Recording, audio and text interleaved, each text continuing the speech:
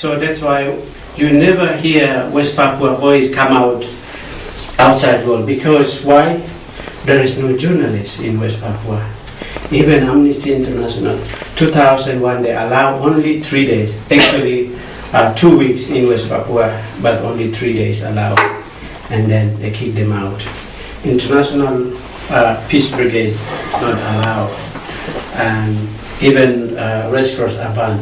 So that's why you never hear their voice cry for freedom. The elder, about 50 years old, their genital, burned down by fire.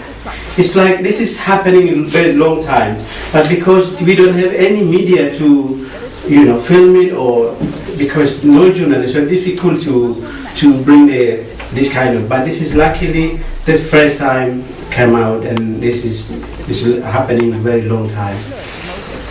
So this is one example. There's many of the torture happening.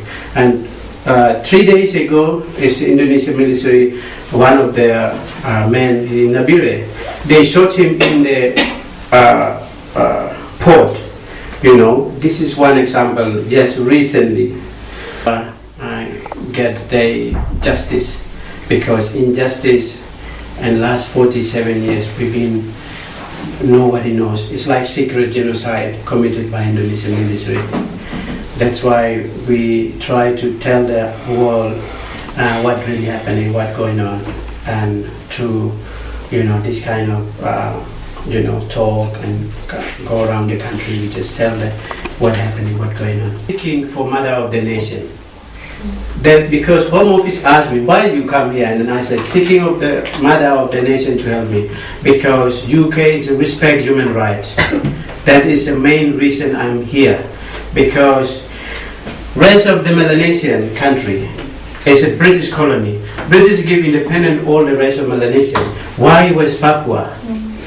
Because they are the brother and sister connected to Melanesia. So that's why British obligation to help me to reconnect to my origin. That's why I'm here.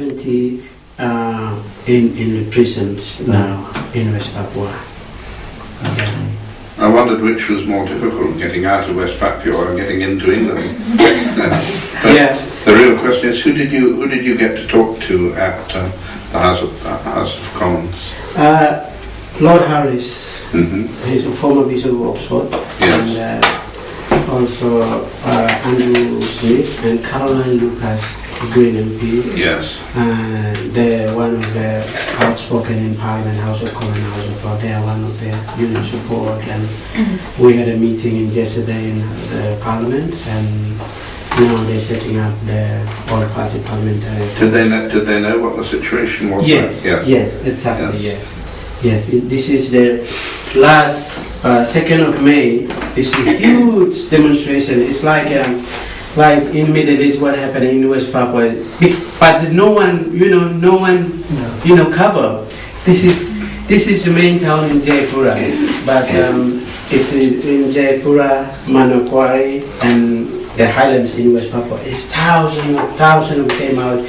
2nd of May is 1963. Indonesia illegally occupied. That's the message to Indonesia government. We don't want in you here, you are illegally occupied our country, and then you killing and torture and intimidating us. So that's the message that I deliver to the party parliamentary for West Papua. And yesterday we had a meeting, very good meeting.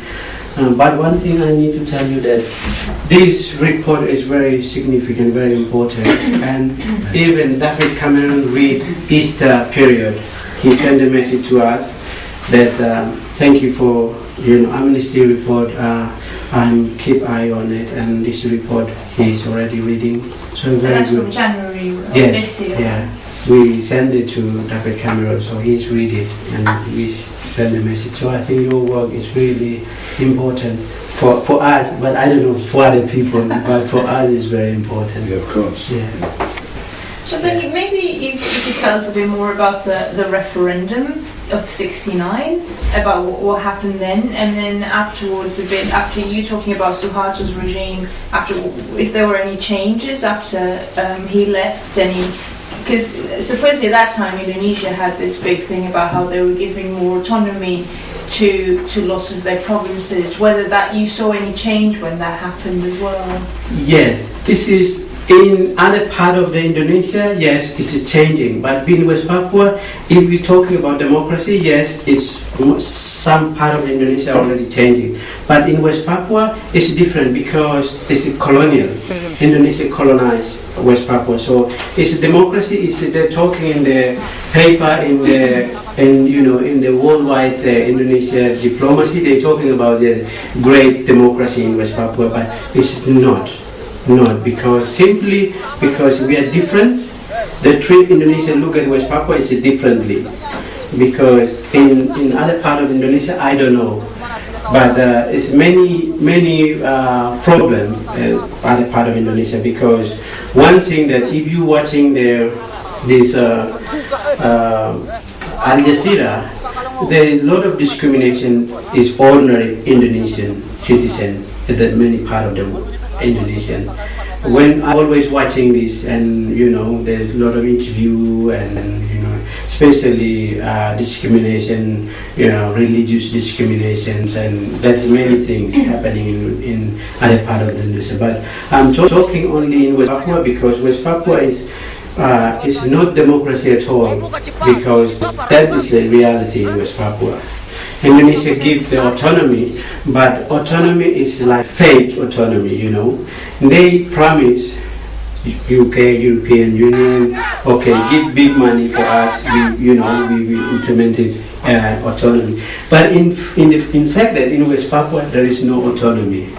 So it's like the local government, are there Indonesians from outside West Papua, like the people that rule on a local level? No, it's a mix, like Papuan as well as Indonesian. Mm-hmm. But Papuan government, like for instance, governor of Papua is a Papuan.